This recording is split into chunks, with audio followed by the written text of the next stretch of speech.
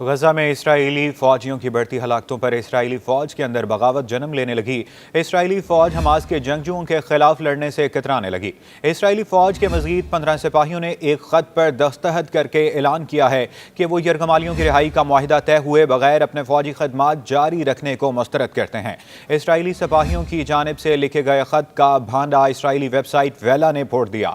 اسرائیلی اخبار یروشلم پوسٹ کے مطابق اس سے پہلے 138 فوجی بھی اسی موقف پر دستخط کر چکے ہیں۔ اخبار نے یہ بتایا کہ دستخط کرنے والے بعض فوجیوں نے یہ اشارہ دیا ہے کہ یہ ان کی خالیہ خدمات کا اختتام ہے، جبکہ دیگر فوجیوں نے اس انتباہ کے لیے دستخط کیے ہیں کہ وہ نقطۂ اختتام پر پہنچ چکے ہیں۔ مذکورہ خط اسرائیلی وزیر اعظم بنیامین نیتن یاہو، وزیر دفاع یوآو گیلنٹ، فوج کے چیف آف سٹاف ہرتزی ہیلفی اور حکومتی ارکان کو بھیجا گیا۔ خط میں جنگ کے خاتمے پر زور دیتے ہوئے کہا گیا کہ ہم اضافی اور فعال فوجی اور افسران کو خط کے ذریعے اعلان کر رہے ہیں کہ ہم اس طریقے سے فوج میں اپنی خدمات جاری نہیں رکھ سکتے۔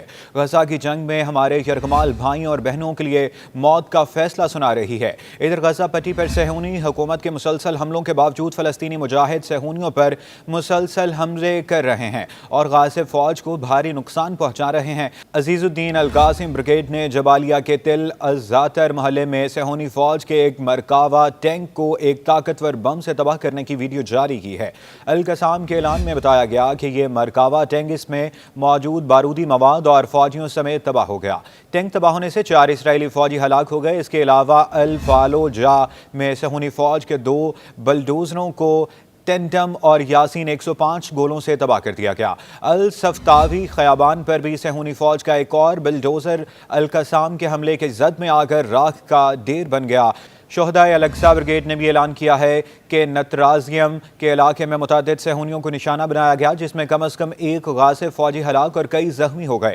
صہیونی فوج کے ترجمان نے بھی ناہال بریگیڈ سے وابستہ ایک اسرائیلی فوجی کے ہلاک ہونے کی خبر دی ہے۔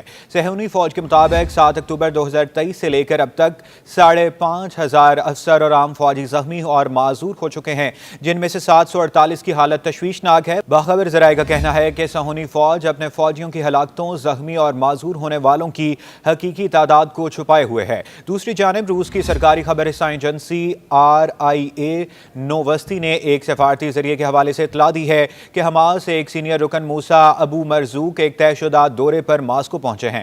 RIA نے مزید تفصیلات فراہم کیے بغیر کہا کہ حماس کے سیاسی بیورو کے رکن ابو مرزوق روسی حکام کے ساتھ کئی ملاقاتیں کرنے کا ارادہ رکھتے ہیں۔ روس کے اسرائیل، ایران، لبنان، فلسطینی اتھارٹی اور حماس سمیت مشرق وسطیٰ کے تمام اہم فریقوں سے تعلقات ہیں۔ ماسکو نے بارہا مشرق وسطیٰ کے موجود بحران کا الزام امریکی سفارتکاری نظام پر عائد کیا ہے اور اسرائیلی حماس جنگ بندی اور پرامن حل کی تلاش کے لیے مذاکرات کی بحالی پر زور دیا ہے۔